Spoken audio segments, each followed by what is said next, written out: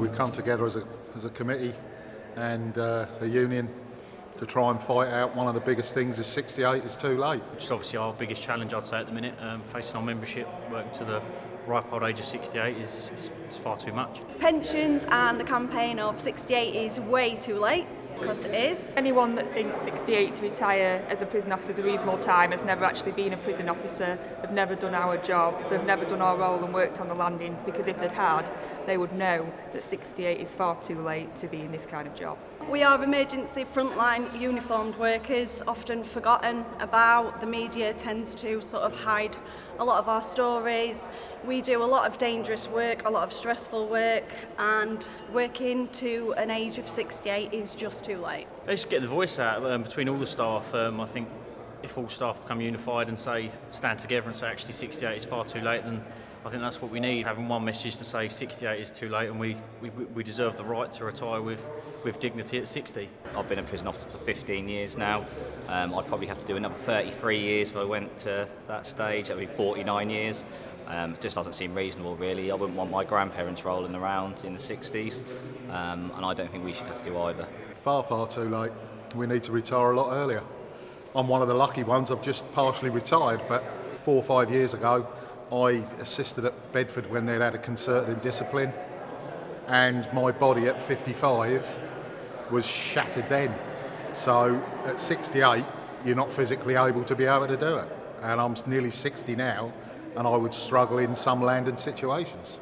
Prison officers face a lot of adversities during the day. It's quite physically demanding, and as time has gone on, during COVID period especially, as front workers, we've had to deal with a lot.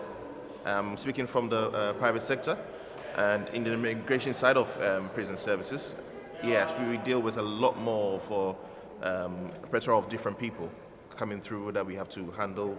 So we have people who are ex-prisoners or people who are just basically new to the environment, get influenced, and assaults go up, self-harm go up, and there's a lot of mentally and physical things that we have to deal with. So for me to go through that till 68, that's quite a lot to go through. I've already got a few years served, but I think as it stands, I've got 44 years left to go before obviously I retire at the age of 68, which, again, looking at, as a young member of staff, looking at the 44 years ahead of me, you see staff getting they're a little bit older, getting a knock here and there in a restraint. It takes them a little bit longer to recover. Again, I don't know, imagining me 44 years down the line, whether or not I will be able to carry on working as we do now and what practices we'll be following, and it seems 68 is just far too much. If I have to spend an extra eight years trying to recuperate financially and all that, I understand that people want to do a vocation past 60, but there's a difference between a vocation and the type of job that we do, which again is physically demanding. So yeah, it really prevents us from getting what we want to achieve and after retirement, really, and not enjoying the years with grandchildren, perhaps by the time we reach there and all that kind of thing like that. We've tried to lobby our MP, and our MP has not come back to us. We tried to explain to her, doesn't matter who you are, at the age that their expectation is us for working is not realistic. You physically are not capable. Mentally you might be, who knows, but physically definitely not. As a constructive criticism of what is required of the job, let them be fully aware of why we are saying 68 is late, and keep persisting and keep pushing and we'll make our voices heard. We've also got to take a voice from the younger membership. In current economic climate, some of the members have taken on mortgages up to 55, 60. I think the biggest thing about 68 is too late is we've got to look at, right from base level, how much money we're earning, and they've got to get us up to a level where we don't need to work at 60. We've earned enough, we've paid up our dues, we've got our houses. 95% of the membership that go beyond that sort of ended up either medically retired, medical inefficient, and it's heartbreaking to see colleagues forced out of the job in that way because they don't make it to that age. And I've seen colleagues recently retire at the age of 60 that go on and have maybe a couple of years living a full life, and then other medical issues take their toll and impact and stuff like that, and they have to start rolling back on what they're already achieving. And if we're retiring at 68, are we going to get their memories with our grandkids and stuff like that in the future that we may not see? Again, we work very unsociable family hours at the minute, so to try and get their memories in while you can, it's very difficult. And how much do you give up now to retire at that age when you're going to give up more when you're in your older years? We should be allowed to retire at 60, and we should be able to be given that benefit like many other people within the public sector.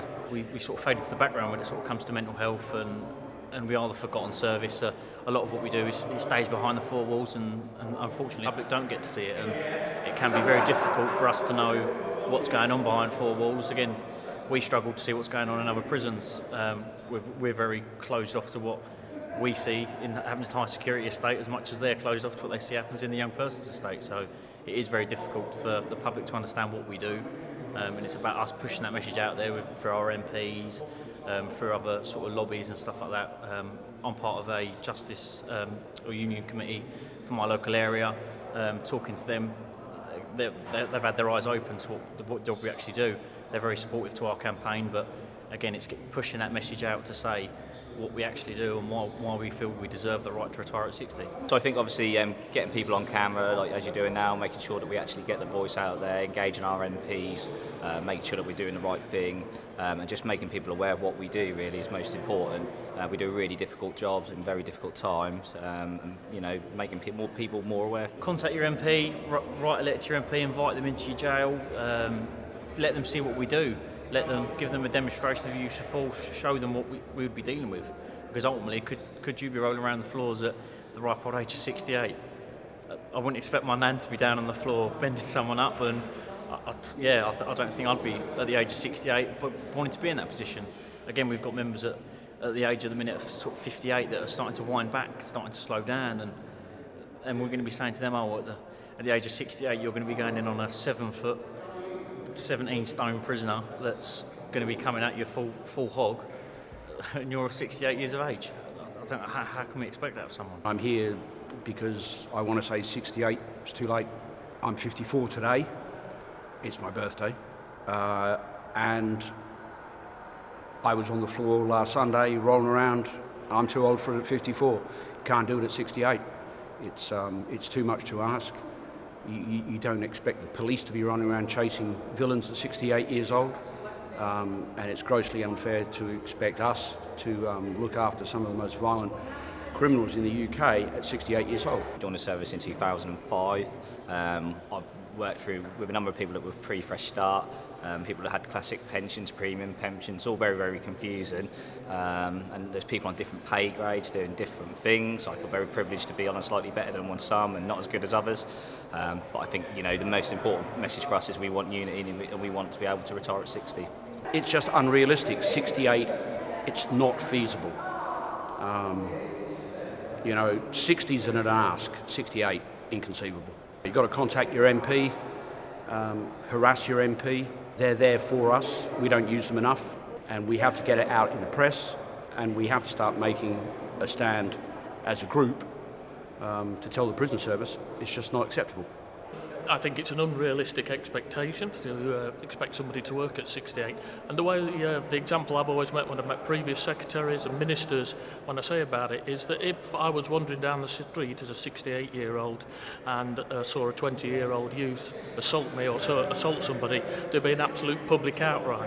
Why is that not being taken into account for when we're going there? Even a 60-year-old is found there. I'm an ex-sportsman, I've got dodgy knees, and I know it's embarrassing that if I'm involved in a restraint that I struggle to get up. So I'm certainly saying 60 is a maximum sort of age for a prison officer and a realistic expectation. We still get assaulted on a regular basis, and we're just prepared. They expect us to put up with it, and it's got to stop. I think it's long been felt that prison officers are the hidden heroes, so often we're not in the public eye and people don't see what goes on behind the jail walls. I think that's probably part of the reason, and so what this campaign's trying to do and what we try to do as branch officials and as the POA is promote the work that we do so that people have a better understanding and therefore then can see themselves actually 68 is far too late to be retiring. They always say, well, who is going to pay for it? Well, it shouldn't be the staff that are working there, putting their life on a line, that have to pay and stay in a job until they're 68. I'd say everyone get involved. Everyone's voice needs to be heard. It needs to be collective to send a strong message to the government to relook at this and make a difference. Prison officers, when they leave, have got a less age to live. They've got a higher death rate when they leave the job due to the stressfulness and all the adrenaline that you've got, and then when you suddenly stop, the life expectancy past retirement is quite short for a prison officer. So let's extend that and give us a good quality life when we do retire after providing a public service. It's difficult to think of just somebody my age doing it anyway, so then when you start thinking about your nana or your granddad doing it, absolutely not, you would not allow them to do it. So if I'm ever a nana, I would expect my grandkids would think the same. You shouldn't be expected to do it at any age, never mind at 68. We need to shout us, we will not be heard. 68 is way too late. Yeah, 68 is far, far too late. It's important to get across because prison officers are working in a dangerous environment, and 68 definitely is too late. I've just turned 60 and I'm looking to retire next year. So I think it's time to move forward and recognise that you can't do CNR. These kids are young, virile, they want to fight us every minute of the day, so it's time to move forward. And people need to retire and not have a scarred face or whatever for the rest of their life. So it's time to move forward in that respect. 68 is too late, which is one of the POA's key campaigns. 68 is currently the retirement age for prison officers, which we believe is too late. However, at the moment that isn't being changed. And one of the key things that's been put to ministers is that 68 is too late for prison officers to do planned interventions. Well, MPs will actually see what's actually happening. If we did a CNR scenario and they saw how difficult it is to deal with prisoners, then they would think twice about what our job actually entails. Disgraceful, isn't it? MPs don't work to their 68 unless they really want to. They could probably work part-time, but we can't. We've got to work to 68 to get a full pension, which means you're going to go straight to your grave. I'm Phil Stambridge and I work at HMP Belmarsh, one of the most volatile prisons in the whole of the country. You know, get involved, get engaged and move the POA forward together. Thank you, lads.